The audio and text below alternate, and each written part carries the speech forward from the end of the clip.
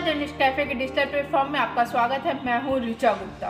कि आपसे कहें कि 15 अगस्त को नहीं बल्कि देश किसी और तारीख को आज़ाद हुआ था तो शायद आप इस बात पर यकीन ना कर पाए, लेकिन यह बात उतनी ही सच्ची है जितना सच्चा है आज 78वां स्वतंत्रता दिवस। यह बात बिल्कुल सही है कि पहली बार स्वतंत्रता दिवस 15 अगस्त को नहीं बल्कि 26 जनवरी को मनाया गया था और यह कोई एक या दो बार नहीं बल्कि यह सिलसिला 18 साल तक जारी रहा।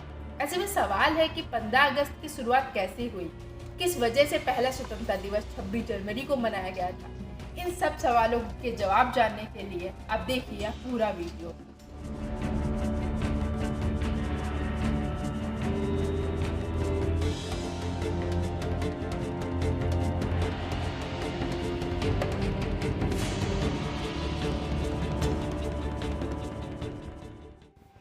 यह बात है 31 दिसंबर 1929 की, जब पंडित जवाहरलाल नेहरू ने रावी नदी के किनारे आयोजित हुए लाहौर अधिवेशन में हिस्सा लिया था। यही वह दिन था जब पहली बार तिरंगा ध्वज फहराया गया था।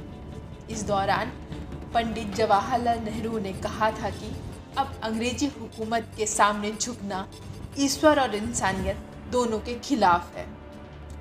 इस दौरान देश का पहला स्वतंत्रता दिवस मनाया गया था और उन्होंने अंग्रेजों पर दबाव डालते हुए 26 जनवरी को आज़ादी का दिन मनाने का निश्चय किया था।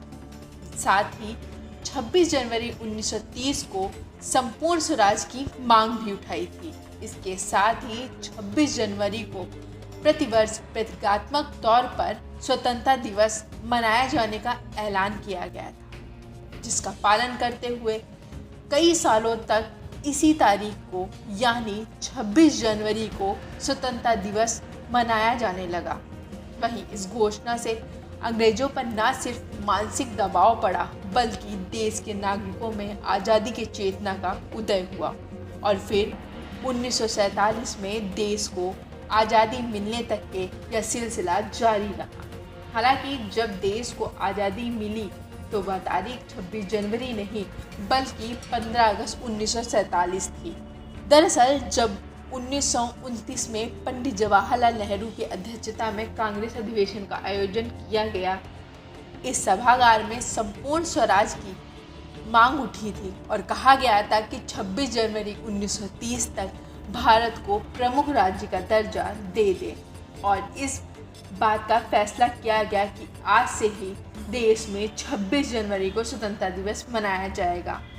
इस दिवस की शुरुआत न सिर्फ क्रांतिकारियों में बल्कि अंग्रेजी हुकूमत पर भी गहरा प्रभाव डाला था।